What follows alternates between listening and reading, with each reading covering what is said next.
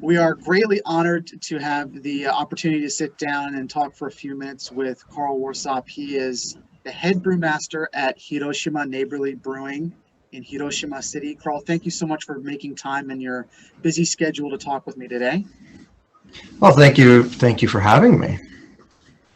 So I had the opportunity to go to Japan a few months ago in October, visiting our academic partners there, which includes Hiroshima Shudo University. And while I was there, the director of the International Affairs Center, Dr. Daniel James, comes up to me and goes, "Jonathan, we have an NC State alumnus here in Hiroshima, and his name is Karl Warsop. I want to talk to you about him." And he gave me all this information about you. There have been some magazine articles and things about you, and I was like, okay, I got to go meet him. And so I packed up one of our North Carolina Japan Center T-shirts and headed off to Hiroshima Neighborly Brewing, and what kind of surprised you. You were there just working, and you were like, "Who's this guy?"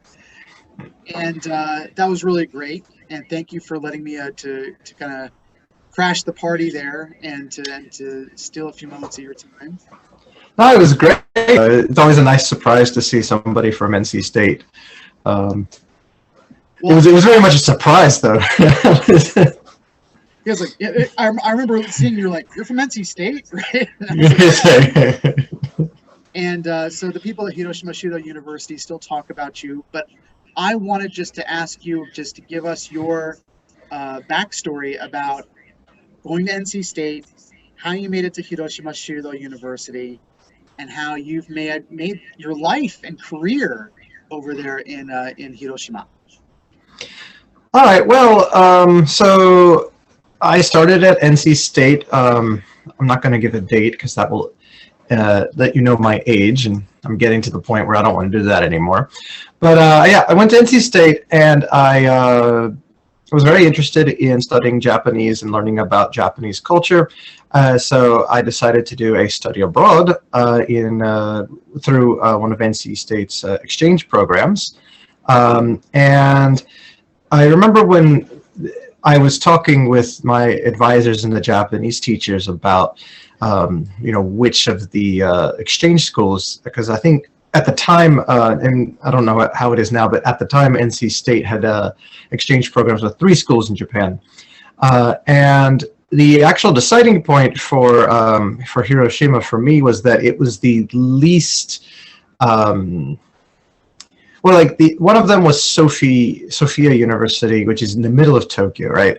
And so they're like, everybody's going to use you for English practice kind of thing. The other one's in Nagoya. That's a pretty big city as well. It's like, yeah, but if you go out to Hiroshima, there's not as many people who can speak English, so you're really just going to have to, get good at Japanese, like a sink or swim. And I'm like, that's the one, because I wanted to actually, learn Japanese. And so I went to Shudo University, and I did an exchange for a year and had an absolute blast. At first, it was all very daunting. I think the first week I did have a moment where I was just overwhelmed, and I'm like, oh my God, what have I done?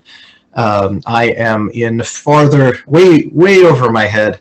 Am I going to be able to get scrounge together enough money to get a plane ticket home, and then head back to NC State and I guess start my semester in October? Will they let me even do that? I was going through all this stuff in my head.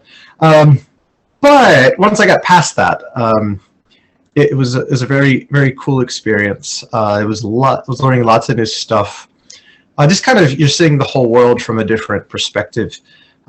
Just everything's different. So even the most mundane tasks, I'm going to go to the bank, that's still full of things that are new and interesting and kind of fun in that way. And so it was a very good experience. I learned, I got better at Japanese. And I was like, this is great. I want to come back. And I told everyone when I left, I'm coming back. And everybody here is like, yeah, everybody says that. Nobody comes back. Everybody says it. I was like, no, but I mean it. And I did. And so after I graduated, I went back to NC State. I had to, finish my degree there. That's the rules. then I came back to Japan as an English teacher, and I kind of wanted to spend more time in Japan learning more of the language because it's just easier. Immersion helps a lot. Like you can learn languages without immersion, but I mean, it does help to kind of be forced to do it in a sense. And so I came back, and then I sort of by accident discovered beer while I was here in Japan. Like, oh wait, this craft beer thing. This is cool. And I kind of just over the years, like I would go to events and I would go to tasting parties, and it was all very positive as an experience, because I guess growing up where I did in North Carolina, like alcohol didn't really have such a very good impression for me. It was like, oh, that's what these people go out and get drunk, and they're drunk sitting at home by themselves, or they're out like causing trouble and what have you. Whereas in Japan, it was, it's very positive. Like it's a social event. If somebody starts getting rowdy and, looks like they might want to, throw fists, everybody's like, no, let's all calm down. Everybody's having a good time. Why would you ruin that? We're not drinking to have fights. We're drinking to chill out and That's right. enjoy each other's company. The communal aspect, right? Yeah, absolutely. Yeah.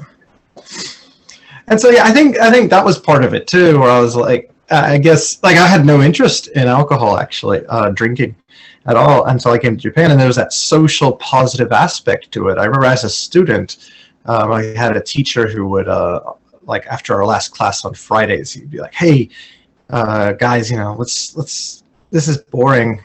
I'm gonna go take you out to a Japanese izakaya, the kind of Japanese traditional pub, and show you what it's like. And I'm like, well, I mean, you're paying, so I'll go, whatever. It's new experiences. And I'm like, wait a minute, everybody's having fun. What was I missing? And so, I think that played into me, like going to all these beer events and whatever. And I was like, what would be kind of cool? Maybe like making beer, because I don't know. It seemed there was an appeal to me. And at the time, Hiroshima City, where I was living at the time, because I had come back, because I really like the city. It's very beautiful. People are nice. The transportation's convenient. Just very nice. And so they didn't have a brewery at the time. And I'm like, well, okay, maybe I could help change that.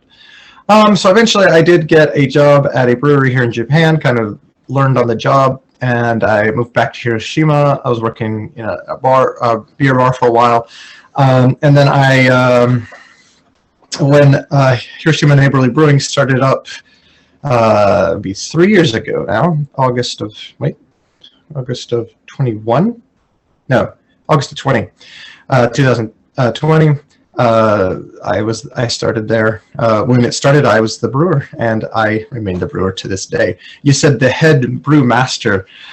Technically, all of that is correct in that I am the one brewer, but it does make me both the head and the master, I suppose. It's accurate, right? The brew czar of Hiroshima Neighborly Brewing. It's really cool when you walk in there. It's a really great ambiance because it has a bit of a cafe in the front along with the bar, and there's stuff that you can good finger food too, and it was cool, and everyone's really nice. And I went in there, I didn't call ahead or anything. I probably should have. And I just gave my meishi, my card, to one of the staff members. Is Karl here? And they said, I'll go find him, right? And you're doing stuff, and you're sort of looking like, who's this guy? And but it's a great atmosphere, easy to get to. And so, and that's such a cool story about how you came to be where you are. I get a lot of students coming to me, and they sometimes are, they say things to me like, I really like Japanese, but either my parents or some mentor or my sister or brother or whomever say, what are you going to do with that?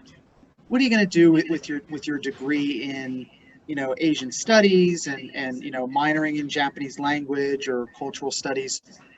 And I always try to let them know that if you have enough passion for it, you can do anything you want with it, you know. But so what do you think, you know, if people were to come to you and say, well, you know, I really like Japanese, but what do you think? You know, should I pursue this, or should I get a more practical degree? What are your thoughts on that? Well, I mean, I guess this is probably my broader opinion on education, but there's kind of an idea lately that a degree must have a direct connection into a career. It must be a marketable, it has to be purely for like some sort of work skills or whatever. And I'm not saying that that's a bad idea. A degree that goes directly into a field you would like to do, or a skill you think is good for society. Like we need people who work at power plants. So yeah, you need people who have like degrees in like nuclear engineering, if you know, for like nuclear power stuff, which NC State has a program for, and you know, stuff like that. Like that's all very valid and very good. But education beyond that, like even if you're doing one of those like hard science majors, you have a bunch of electives or like requirements that just seem completely out of place. It's like, why do I have to learn about East Asian literature? I'm just going to become a electrical engineer or something, right? And it's, you don't know what it's going to be. And the whole point of the education, and this actually kind of goes to the idea of the liberal arts education, is to learn about a lot of different things, because you really don't know where your life is going to take you. So I was a history major at NC State, and you know, looking back at like maybe I should have taken some, you know, what was it, biotech or something. I should have learned about yeast basically and microorganisms. That would be really helpful right now, but I didn't. On the other hand, certain things like the sciences I took, the mathematics classes I took, those are very valid for my job now, even though I was a history major at the time. It's nice to know how pressure works in closed systems. This is very important for getting beer to move where you want it to move in the brewery, kind of thing. And so those skills, all those skills became important later, and I didn't know. And so if somebody says, well, I want to learn Japanese, but you know, people around me are like, well, what's the point? What are you going to do with that? I mean, you don't know exactly what you're going to do with that, but it is giving you more opportunities. It is widening kind of where you can go from here. There's a saying that luck is when preparation meets opportunity, and it's kind of, you are preparing yourself in a way. When is this going to become useful? It may not be clear now, and you're only like 20 or so, right? There's a lot of life that comes on after this, and you have no idea what it's going to be. And if you're just looking like, hey, I'm 20, what am I going to do with this degree at 22? I think that's a little, that might be a little short-sighted, quite literally. Like, those skills do benefit you as a person. And I really think that's what the point of education is, getting a nice, well-rounded education and just learning more skills, learning about, you know, learn your sciences, but also learn your literature, maybe take some economics courses, learn some programming. These are all things that may come in handy later in a way you never would have expected. I totally agree with that. And, you know, education for education's sake, right? There is a certain thing about, you know, making decisions to be a bit more utilitarian, which depending upon, like you said, your career path might be appropriate. But I know so many people now at age 40 that I went to school with that graduated with a degree that is completely, if you look at it just objectively from the outside, is disparate from what they do now. But if you were to talk to them more, as you said, oh, well, you know, yeah, I was a political science major, but the things that I learned, you know, investigating criminal law as a part of that, you know, spurned some interest in diplomacy, or, you know, getting on into something else. All these things do end up getting connected to each other somehow. And I also tell the students that come to me and talk to me about that, you know, if you go off to Japan, and you learn Japanese and Japan ends up just not really being your thing, that's also totally fine. You've gained more maturity and life experience this way, right? So don't put so much pressure on yourself. I came to Japan and I loved it, and I came back, and for me the opportunity of getting to do a study abroad was very instrumental in where my life is now. Like maybe I could have become a brewer over in America. I could have done that, but I would not have been a brewer in Japan who has to use Japanese in like business and technical aspects, like when I'm talking about fermentation and all that sort of thing with other brewers here in Japan. Like I wouldn't have had that without that opportunity. And so, you know, it really does give you more options. But I had a friend who around the same time, she also did a study abroad from NC State to Japan. She spent a year here, and she was like, yeah, you know what? I really like America, is what her takeaway was. Like, she didn't hate Japan, but she was like, yeah, I lived here, but, you know, I think coming here, I discovered how much I like, you know, America. I love being around my family and all of these other things. And, you know, that's fine. I don't think she wasted a year. She had a lot of really good experiences. She's got a lot of good stories, and she has more appreciation now, you know, for America, for where she lives. So I think that's still a win. And you don't know that unless you actually get out there and have that experience. And this is the thing that I tell our students too, is that if you ever have the opportunity, and do your best to get to a place where you can have the opportunity to live and work abroad, I don't care what you're doing, live and work abroad for at least a year, if you can possibly do it.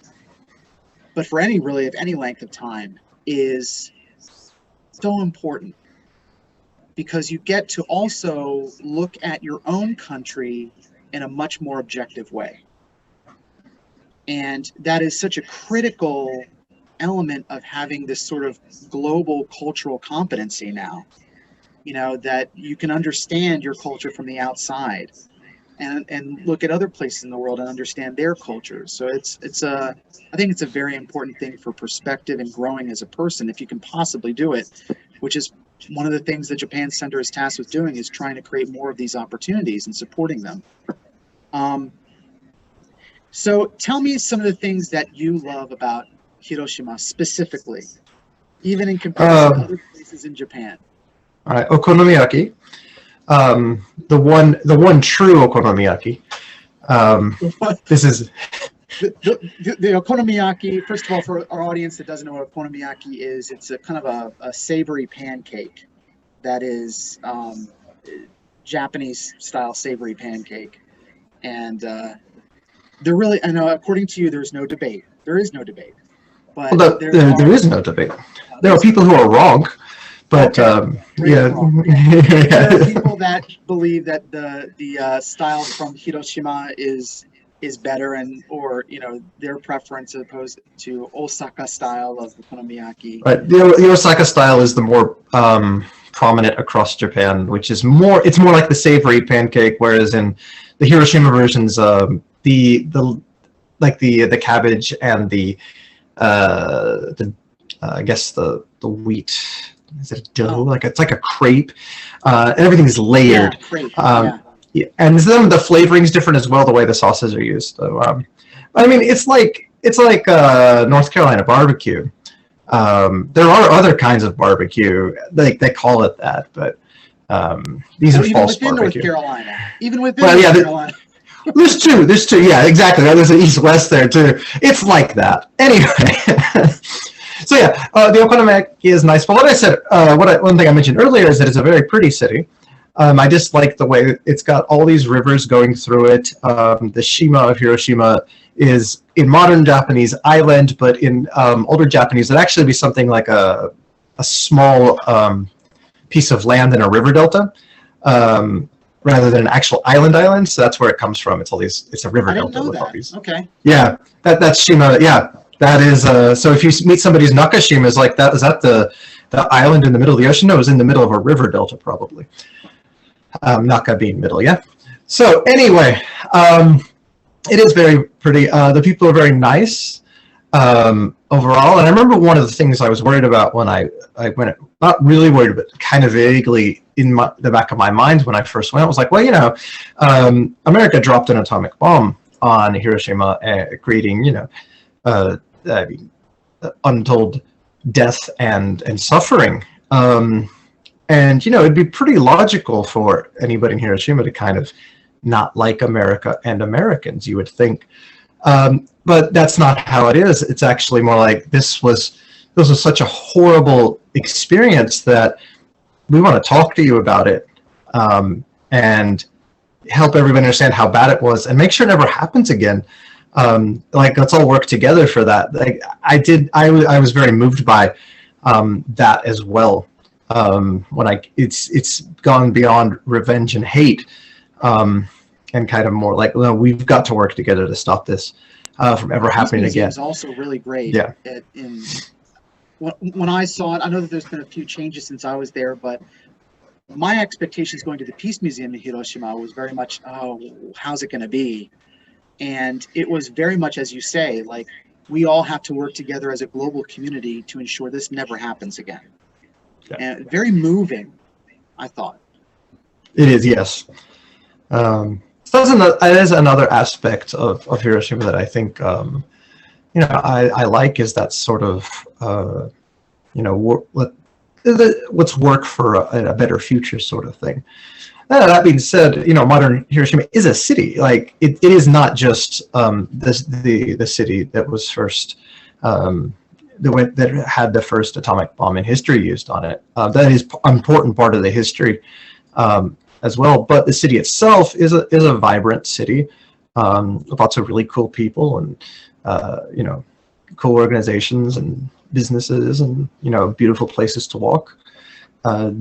That's all there, and it's all valid, and it's all I just really like it here. So where are the other places that you've lived in Japan?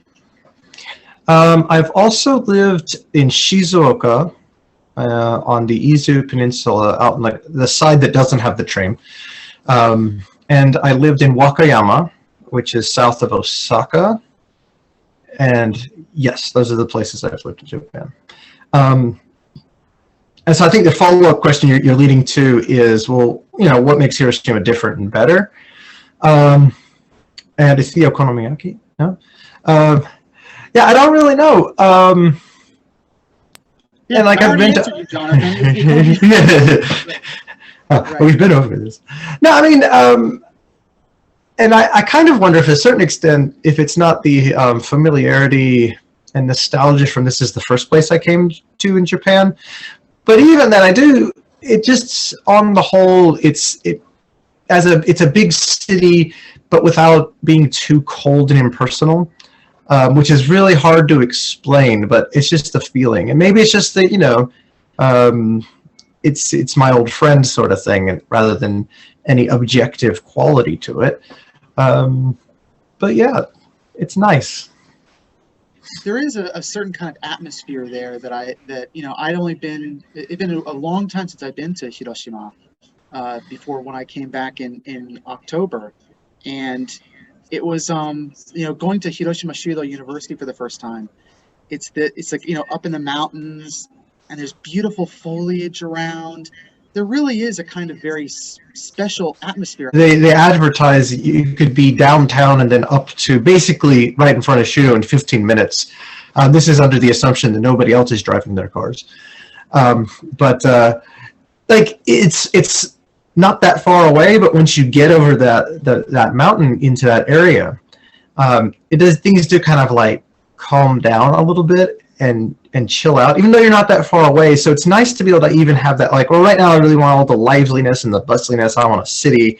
And then it's like, you know, I kind of just want to go up in the mountains at this, you know, little cafe and chill out for a little while. And it's not that far away to do that. And so you have those options, and you can just, you know, it's all there. That's nice. And there's also, yeah, I know we only have a few more minutes with you, but there's also the big project that's happening there, connecting, I guess it's the east and west parts of the city in a better way, or a more efficient way. I saw all the signage there and the construction happening, Yeah, It's yeah. supposed to be like a tram or something like that. Well, this is a lot to it, and it's been going on for a few years. But like they extended there's a expressway that is on higher up on, I don't really know how you would say this. Like it's a raised bridge, but it's a raised expressway going just like east, cutting across the entire city very quickly for people who need to do that or want to do that. It's better for shipping or what have you, which is something that they're finally connecting east and west, and they're going to connect Hiroshima Station to the highways because it was really far away from the highway exit, and now they're kind of getting one near it, and they're going to drill a hole to the tunnel. They're going to get the streetcars to actually go up into the station in a much more straight, straight to it fashion. Right now, it kind of curves around, which is a leftover probably of how the city used to be designed. They're getting the ASTRAM, which goes up to Shudo. Shudo is the last stop on the ASTRAM. That's going to connect. Right now, it goes from the center of the city kind of east and around, and they're going to connect that now west to Nishi Hiroshima Station. So yeah, there's a lot of projects going on all at once to kind of connect everything around. Yeah, that'll be cool to see when it's all finished up. Oh yeah.